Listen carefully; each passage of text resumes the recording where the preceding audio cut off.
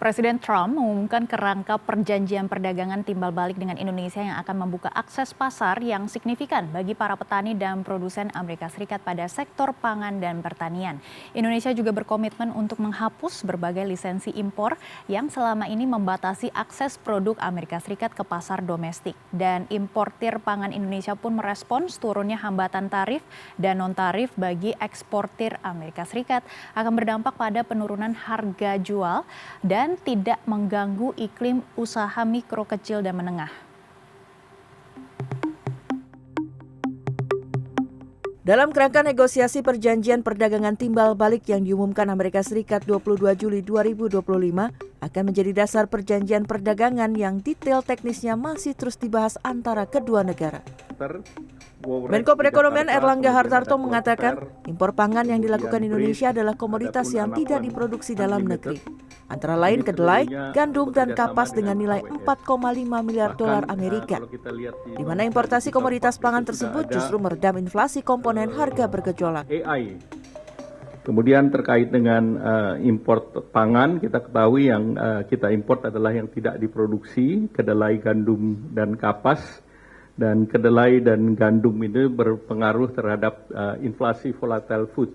Sehingga dengan wheat yang stabil, kita melihat salah satu dari roti maupun noodles atau bakmi, itu menjadi salah satu komoditas pangan yang selama ini berkontribusi juga membuat volatile food kita stabil.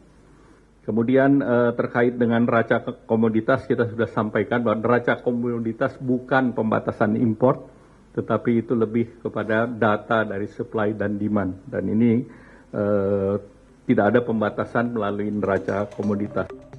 Meski harus disubstitusi oleh impor pangan, sejumlah perusahaan pengimpor produk pangan asal Amerika Serikat pun menyambut baik jika hambatan tarif dan non-tarif ini berhasil diterapkan.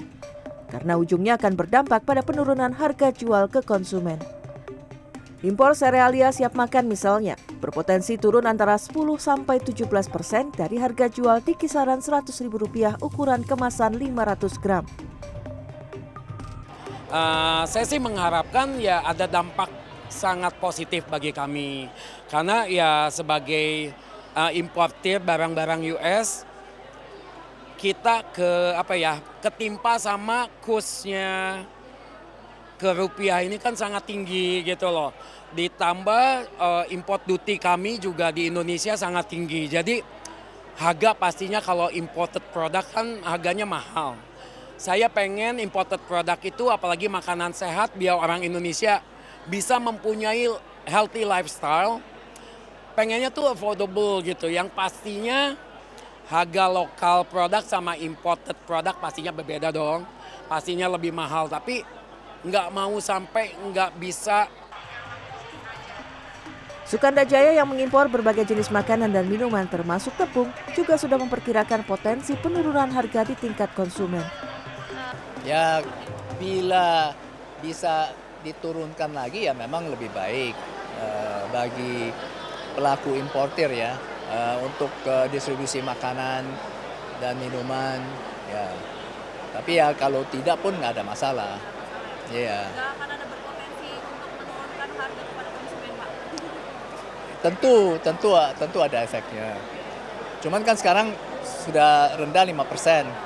Kalau ke 0%, ya bedanya nggak akan begitu signifikan. Lain kata kalau tadinya 30% langsung ke 0, ya memang akan efek banyak. Indonesia merupakan pasar dengan potensi luar biasa bagi daging sapi Amerika. Diperkirakan mencapai 250 juta dolar Amerika per tahunnya. Namun ekspornya sangat minim karena banyaknya hambatan perdagangan, seperti perizinan impor, kebijakan neraca komoditas, dan proses persetujuan pabrik yang sulit di Indonesia. Sebenarnya ini kita sebut tarif ya, tarif barrier. 0%, dari 5 ke 0% itu memang lumayan, alhamdulillah. Tapi tidak sesignifikan non-tarif barrier. Non-tarif barrier ini jauh lebih mengganggu hambatan-hambatan yang sangat mempersulit importir untuk membeli di waktu yang tepat, di harga yang tepat, sehingga masuk ke Indonesia di timing yang pas. Tahun ini saja kita sudah kehilangan waktu di Januari Imlek, back to school Februari, sampai dengan Lebaran, Ramadan, karena PI atau izin importasinya baru keluar di bulan Maret, yang seharusnya dari Januari sudah keluar. Para importir ini juga meyakini pengurangan hambatan tarif dan non-tarif ini justru akan berdampak positif kepada pelaku UMKM sebagai bagian dari ekosistem industri makanan dan minuman. Desi Aritonang, Warsa, Jakarta.